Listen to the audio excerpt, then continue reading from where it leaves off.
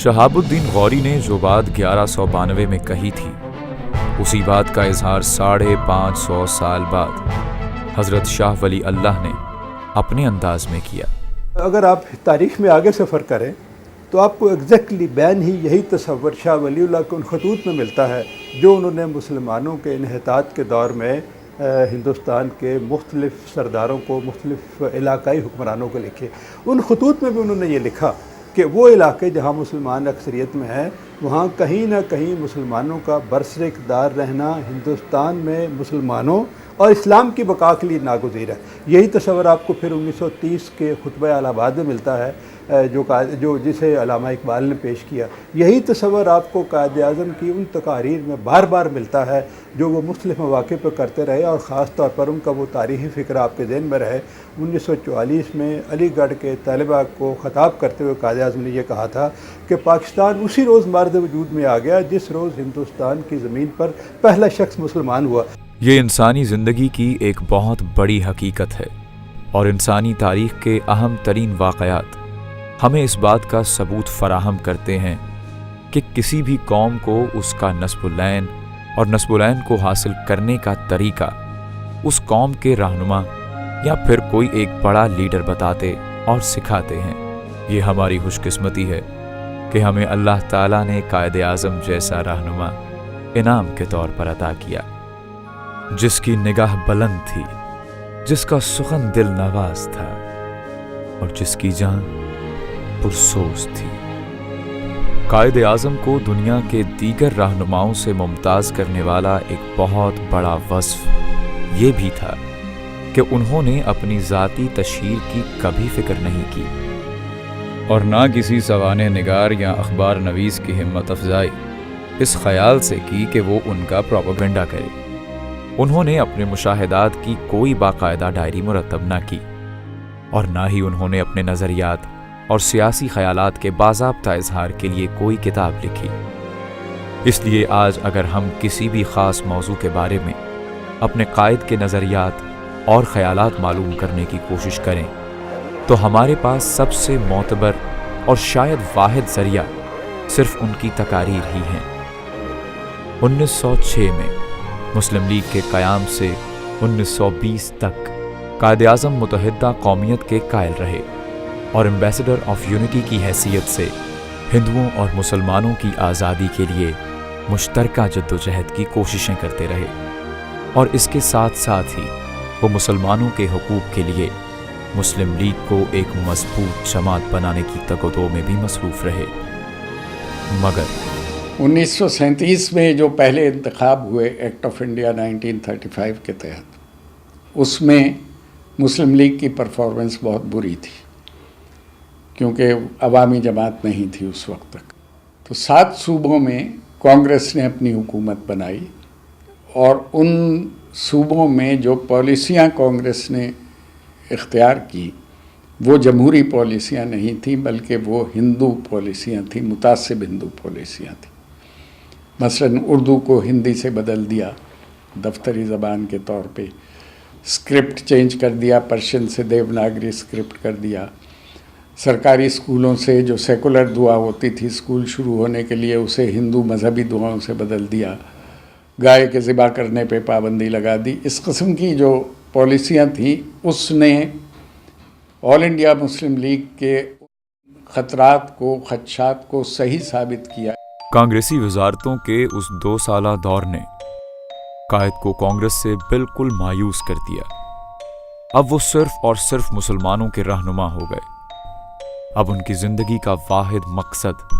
हिंदुस्तान के मुसलमानों के हुकूक का तहफ़्फ़ुज़ और उनके लिए एक अलग ख़ित्ता ज़मीन का हुसूल बन गया। हमारे कायद ने हमारी ख्वाहिशों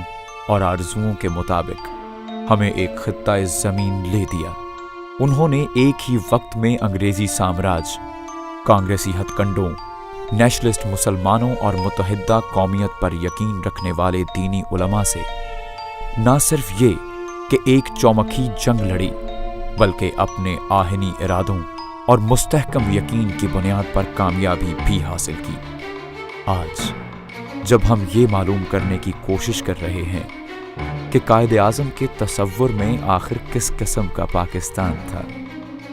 تو یہ معلوم کرنے کے لیے،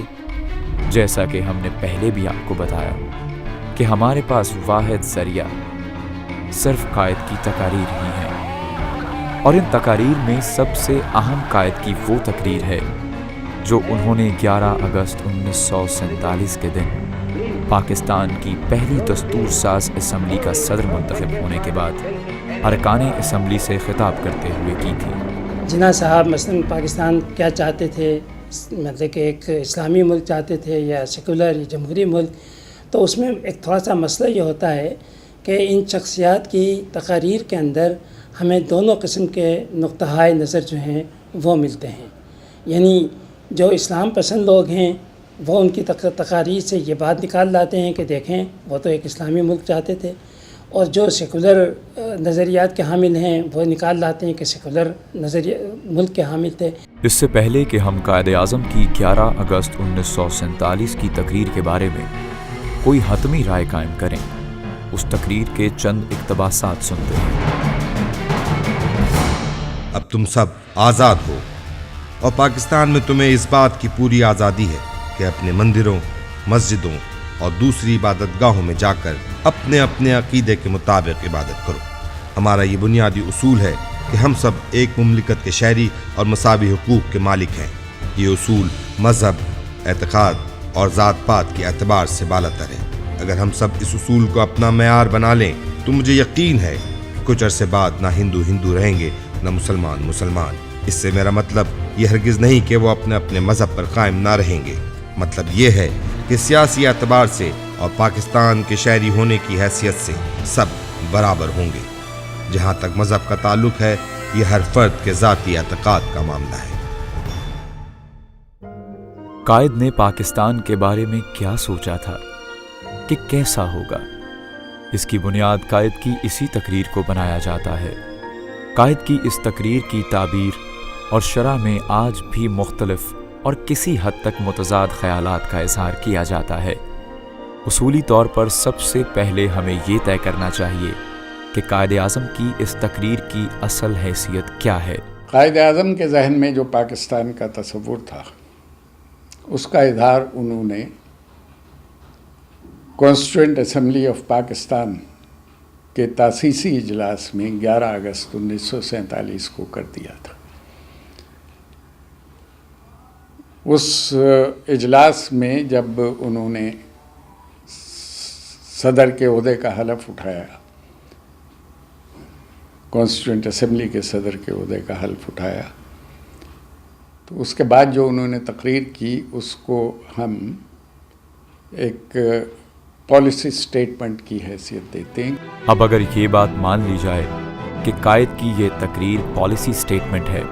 تو پھر ایسا کیوں ہے، اور اس تقریر کے بعد بھی آخر کیوں؟ عام طور پہ یہ کہا جاتا ہے، یہ پوچھا جاتا ہے کہ قائد اعظم کا تصور پاکستان کیا تھا،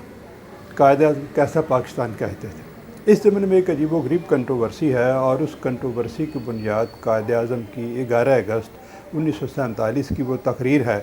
جس کو سیکولر حضرات استعمال کرتے ہیں یہ کہنے میں کہ قائد اعظم ایک سیکولر پاکستان چاہتے تھے۔ مجھے یہ بات اس لیے بڑی عجیب و غریب لگتی ہے کہ 11 اگست 1947 کی تقریر واحد تقریر نہیں جو قائد اعظم نے کی۔ قائد اعظم کی تقاریر کا سلسلہ تو پوری زندگی اور ایک نصف صدی پہ چھایا ہوا ہے، اس لیے صرف ایک تقریر کو بنیاد بنانا اول تو میرے لیے قابل فہم نہیں۔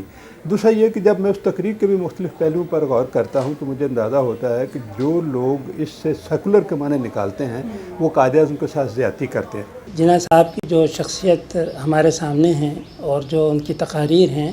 اس سے ایک چیز تو ہم پہ بالکل واضح ہے کہ جناح صاحب ذہنی طور پہ اور عملی طور کے اوپر مطلب کہ سیکولر شخصیت کے حامل تھے۔ مگر اس کے بالکل برعکس